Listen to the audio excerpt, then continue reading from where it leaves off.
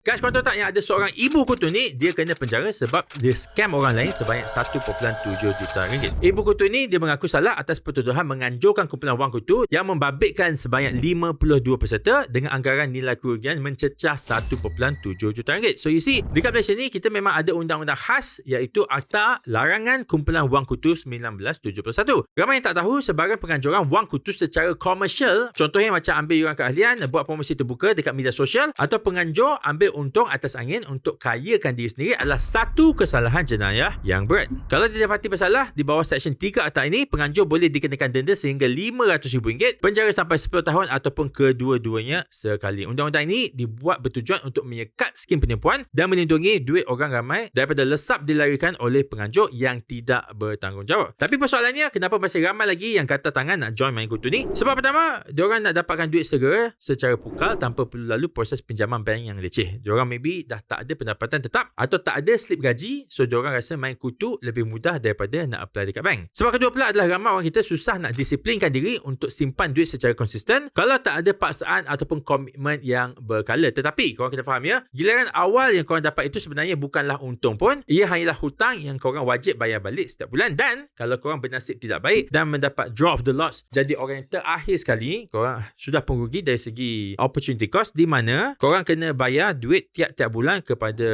ratu kutu ni, mak kutu ni, tanpa sebarang pulangan. Lebih baik letak duit tu RM1,000 contohnya untuk 12 bulan dalam ASB. Contohnya, dapatkan pulangan sepanjang korang menyimpan duit itu dan akhirnya bila nak pakai duit tu, pakailah terus dengan pulangan yang ada. Kalau bagi kat mak kutu, korang tak dapat apa-apa, dapat kosong. Lagi satu nasihat saya adalah kalau korang main kutu dan korang pergi letak perkataan kutu, duit kutu, terima duit kutu atau bagi duit kutu, and benda tu reflect dekat dalam korang punya bank statement, kebanyakan bank bila nampak benda itu, dia terus akan nyahkan korang punya application untuk sebarang pinjaman sebab dia tahu you buat benda salah dan application pinjaman korang akan di-reject. Tapi itulah, korang yang pernah main kutu ataupun ada kenalan main kutu, ada tak cerita-cerita kena rugi? Ataupun korang adalah penerima yang terakhir, adalah pula yang cheated, dia kata saya tak ada duit, saya tak nak bayar awak sekarang ni. Kau pula nak kena minta duit daripada mereka-mereka yang berhutang dengan you. Cuba korang komen kat bawah, nak dengar cerita lah.